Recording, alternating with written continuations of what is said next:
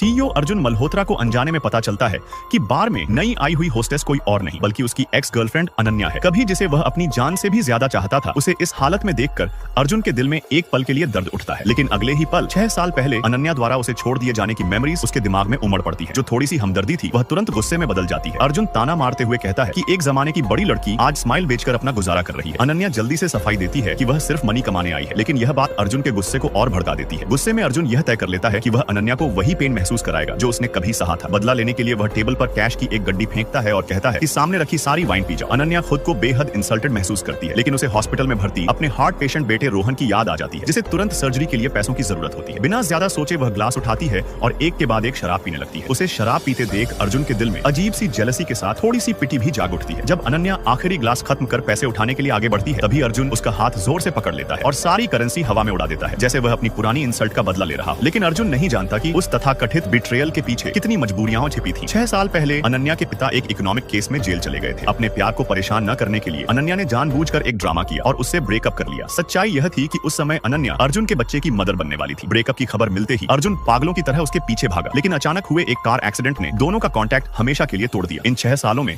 अनन्या ने अकेले ही रोहन को रेज किया। रोहन जन्म से ही हार्ट प्रॉब्लम से पीड़ित था और ज्यादातर समय हॉस्पिटल में ही रहता था। उसका इलाज करने वाले डॉक्टर डॉ कबीर अनन्या की स्ट्रेंथ और सैक्रिफाइस देखकर धीरे धीरे उसकी ओर अट्रैक्ट हो गया। एक दिन डॉ कबीर ने अनन्या से रिक्वेस्ट की कि वह उसके साथ एक फैमिली पार्टी में उसकी फेक गर्लफ्रेंड बनकर चले। पार्टी में पहुंचते ही अनन्या का सामना बिजनेस टाइकून बन चुके अर्जुन से हो जाता है। घबराकर वह वहां से एस्केप करना चाहती है, लेकिन कबीर उसे रोक लेता है। उसी समय अर्जुन की होने वाली फियांसे रिया भी वहां आ जाती है। रिया एक नजर में पहचान लेती है कि यही वह लड़की है जिसे अर्जुन आज भी फॉरगेट नहीं कर पाया। वह अनन्या पर शार्प और इंसल्टिंग कमेंट्स करने लगती है। अर्जुन और रिया को साथ देखकर अनन्या का दिल भर आता है और वह बहाना बनाकर पार्टी छोड़ देती है। वॉशरूम में वह लोगों की बातें सुनती है कि अर्जुन ने अपनी कंपनी का नाम रिया के नाम पर रखा है। यह सुनकर अनन्या को अर्जुन का वह प्रॉमिस याद आ जाता है जब उसने कहा था कि वह कंपनी का नाम अनन्या के नाम पर रखेगा ताकि पूरी वर्ल्ड जाने कि वह उसे ढूंढ रहा है। अब अनन्या समझ जाती है कि अर्जुन के हार्ट में उसके लिए कोई प्लेस नहीं बची है। जब वह टूटे दिल से वहां से निकलने ही वाली होती है, तभी अर्जुन उसका रास्ता रोक लेता है और उसे स्टेयरकेस के पास ले जाता है। वह उसे कैरेक्टरलेस कहता है और बोलता है कि उसके जैसी वुमन प्यार के लायक नहीं होती। अनन्या टीयर्स रोकते हुए जवाब देती है कि अगर अर्जुन चाहता है कि वह उससे दूर रहे तो वह खुद आकर फेस टू फेस कहे। ये सुनते ही अर्जुन कंट्रोल खो देता है और फोर्स करने लगता है। तभी डॉ कबीर वहां पहुंच जाता है और अनन्या बच जाती है। इसी बीच हॉस्पिटल से कॉल आता है कि रोहन की कंडीशन बहुत क्रिटिकल हो गई है। ऑपरेशन के बाद रोहन की जान तो बच जाती है, लेकिन परमानेंट ट्रीटमेंट के लिए 20 लाख रुपए की जरूरत होती है। इतनी बड़ी अमाउंट सुनकर